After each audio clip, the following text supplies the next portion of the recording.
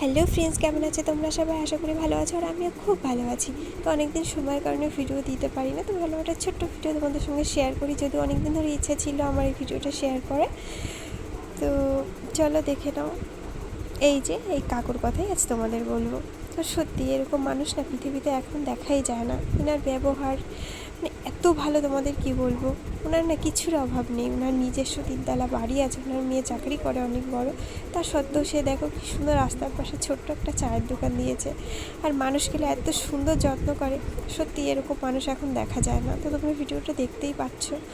তো কি বলবো, এরকম মানুষ সব সময় ভালো থাকুক। আর এরকম মানুষের মানে দেখাও মানে ভাগ্যের ব্যাপার। এখন লাখের মধ্যেও এরকম মানুষ মানে একটাও পাওয়া যায় না। এত ভালো মানুষ, তার ব্যবহার যে একবার দেখবে সে মুগ্ধ হয়ে যাবে।